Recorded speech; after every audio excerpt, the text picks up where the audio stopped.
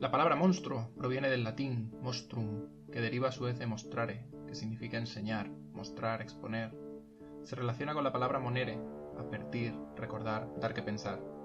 En la Edad Media se creía que cuando se veía un monstruo era una señal divina. Un bebé o un animal que nacía con alguna disformidad, algún ser extraño visto por los bosques. Todo era un mensaje de los dioses, llamando la atención de los mortales, para advertirles de que algo no iba bien, de que algo malo se avecinaba.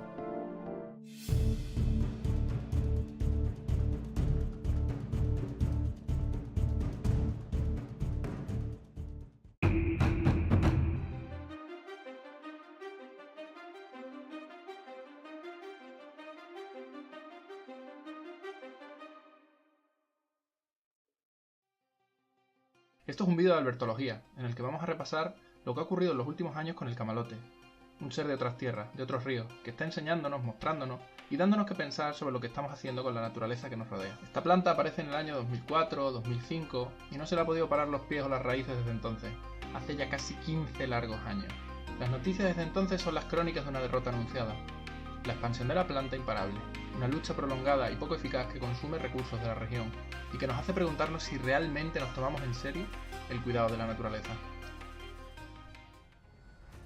Año 2005. Llegan las primeras noticias tras la aparición de la planta en junio de 2004. Su expansión llama la atención. Confederación Hidrográfica del Guadiana, Consejería de Agricultura y Medio Ambiente y la universidad desarrollan un plan integral de control. Se teme que la planta avance más allá de Mérida a lo largo del cauce. Año 2006. El camalote rebrota. Se preparan más planes. Los investigadores dan por hecho que la planta ha llegado al Guadiana para quedarse y que hay que aprender a luchar contra ella. Año 2008.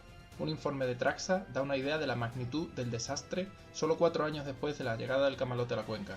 Hasta 300 personas empleadas en su extracción, maquinaria, infraestructura, varios millones de euros invertidos. Año 2011. Las cifras hablan por sí solas.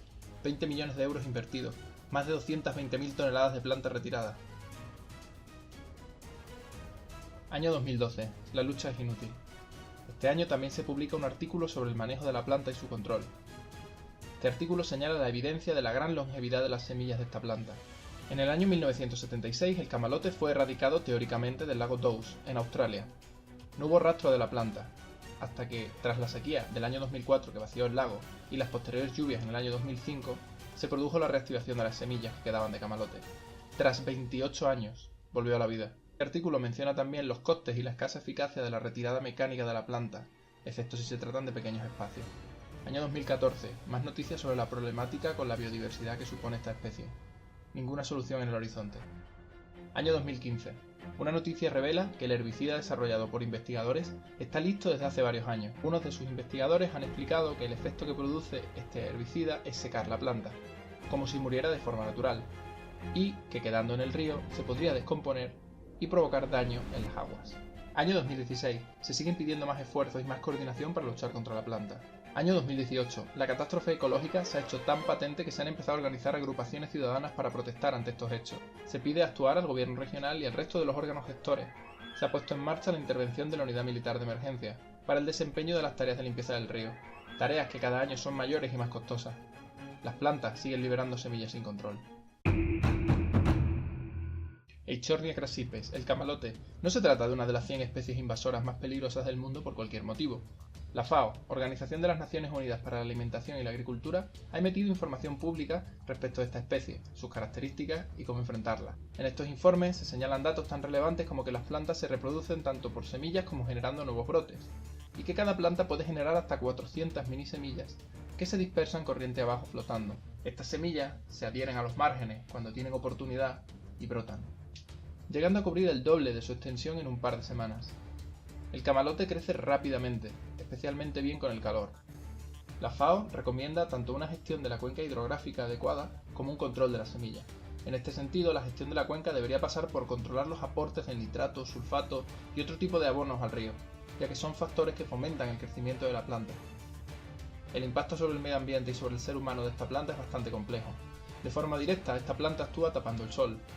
Bajo el agua, los organismos fotosintéticos van desapareciendo.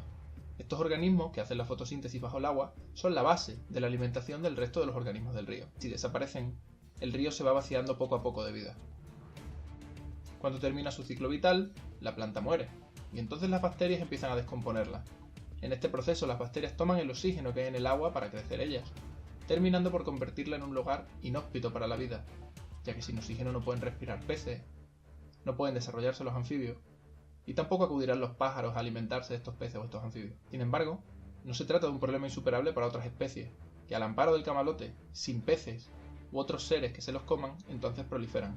Hablamos de los mosquitos, transmisores de enfermedades y con poco control ecológico, ya que sus depredadores, aquellos que los mantienen a raya, están siendo destruidos por la mano del ser humano. Murciélagos, aves u otros insectos como las libélulas. Las poblaciones de estos cazadores naturales de mosquitos se ven duramente castigadas por las prácticas humanas, como por ejemplo con el uso de los pesticidas. Si cada vez hay más mosquitos y no se controlan, ¿cuál será la respuesta? ¿Más fumigación? ¿Más pesticidas? ¿Más daño sobre las especies naturales? ¿O más contaminación y riesgos de alergias entre la población?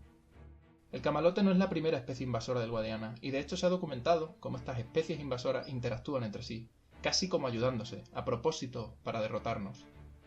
Por ejemplo, el nenúfar mexicano sirve de base para que el camalote germine y pueda aparecer en mitad del río, en lugar de tener que hacerlo en los márgenes. El camalote es una plaga muy destructiva, puede obstaculizar canales de riego, obstruir sistemas hidráulicos, impedir pesca o deportes en el río, perjudica de diversas formas a la sociedad. Que a la naturaleza no le importe el ser humano es lo normal, pero que a nosotros no nos importe la naturaleza es peligroso para el propio ser humano. Es evidente que el cuidado de la naturaleza no supone un retorno económico elevado. Es como lavarse los dientes o ducharse. No son actividades interesantes que llenen nuestras vidas, pero que sin las cuales nuestra vida se deterioraría rápidamente. Esta especie y otras han llegado para quedarse mucho tiempo, como una suerte de maldiciones, para recordarnos lo que ocurre cuando se perjudica a la naturaleza, cuando no se le presta atención, cuando no respetamos el medio en el que vivimos y pensamos que puede durar para siempre, mientras lo degradamos, lo destruimos con nuestro afán y nuestra codicia. Cuando la naturaleza invoca a sus monstruos para avisarnos, más nos valdría estar atentos y ser humildes. Y tal vez por eso hemos llegado a este punto, en el cual la naturaleza simplemente deja que nos autodestruyamos. Pero también hay mucha gente buena, gente que se preocupa y lucha por la naturaleza, y a mí me inspira muchísimo para compartir estas cosas. Por eso creo que compartir toda la información posible y hacer conocedora a la gente de la realidad, de lo que ocurre, de los desastres, de lo bueno, de lo malo, es muy importante para que la población tome conciencia. He dejado en los comentarios los informes de la Confederación Hidrográfica del Guadiana. Podéis compartirlo si os ha gustado. Que más gente se entere de lo que realmente está ocurriendo estos años aquí. Y a ver si podemos ponerle solución entre todos. O al menos evitar que se repitan cosas parecidas en el futuro.